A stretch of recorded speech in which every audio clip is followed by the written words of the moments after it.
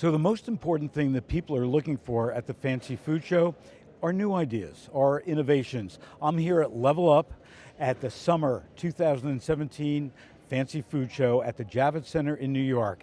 And I've invited some influencers, some leaders of the next generation of food to be with me and tell me a little bit what it's all about. So who are you and what are you doing to change the food world? Hi, I'm Will Horowitz, and I'm the chef and owner of Duck's Eatery and Harry Nay's and a couple of restaurants in New York City. And I'm here with Beyond the Shoreline. And our main focus right now is to take sustainable ingredients like seaweed and figure out new innovative ways of adding value to them and creating more of a market and more of a level of commerce and more farmers.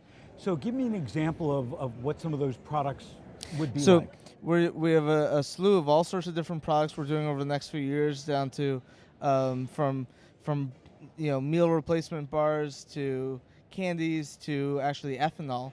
And the first one we're releasing right now is a brand of kelp-based jerkies, and just like a beef jerky, but kelp-based jerky. Kelp-based jerky, but we make it with seaweed, with local kelp, and about 50% from mushroom stems.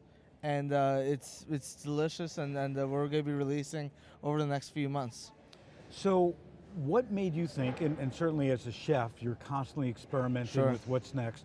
What made you think of kelp, mushrooms, and jerky? Well, A, they're two of my favorite things in the world, especially as a chef. And B, we're still at the ground level of this hugely sustainable industry of seaweed. They're claiming right now it's the most sustainable form of large-scale agriculture in the world. So the question was, we have a bunch of farmers, except they're all growing different types of kelp. So how do we create a first product to show value for it that can be emulsified and be delicious, but also involve different species of kelps? And we know we had all these mushroom stems from a bunch of growers around the regional area, and nobody was using this. It was going to pig's feed or compost.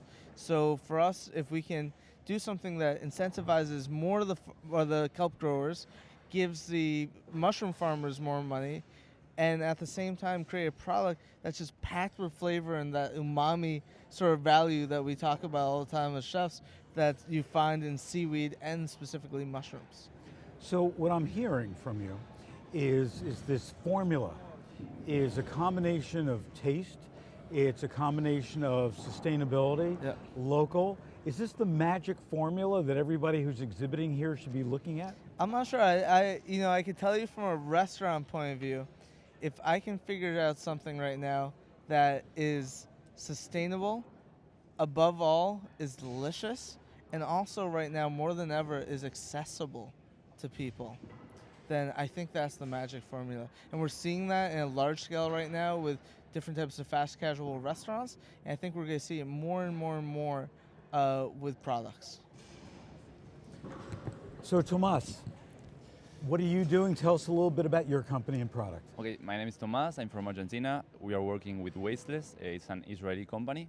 We are reducing food waste at the retail level by applying dynamic pricing based on their freshness, the freshness of the products. So we give the consumers the alternative to choose how much they want to pay based on expiration date. So give me an example of that, of a product and how the pricing.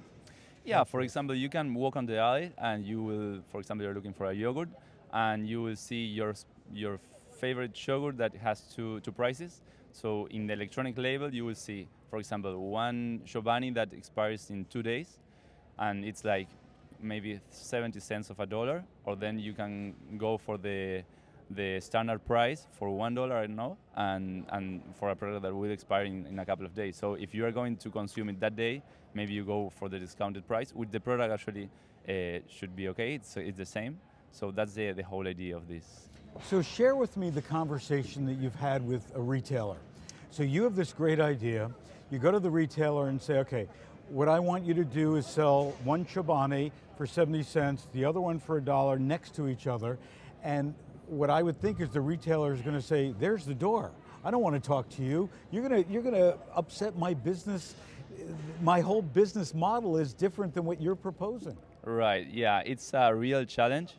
The thing is that pricing is not something easy. It's not just an algorithm in which some programmers can fix it in a computer. So it's really important to notice that this should be targeted and tailored to every requirement of the store. Basically, what we know is that every day they throw $2,300 every day. So for sure there Per is some store. per store on average. For example, that is for an average store. Yeah. For sure, in bigger stores it will be higher. So there is an opportunity, and for sure they have to enter this new era. For example, now Amazon is entering the grocery industry, and we know that Amazon, for example, changes their prices 2 million times every day, while, for example, a big grocery brick and mortar changes 15,000 every month. So for sure, dynamic pricing is the future, and we have to have this information in real time. And also I see not only are you going to help eliminate waste, so the planet is thanking you, but for a lot of consumers, this could save them a lot of money. Right. Before, maybe some people won't buy that yogurt because they didn't want a yogurt, but once they see that it's cheaper, they may go and buy it. Well, it's a great idea. Thank you very much. So what we're going to be discovering a lot over the next 2 more days here at the 2017 Fancy Food Show in New York, right here at Level Up, is what your future is going to look like.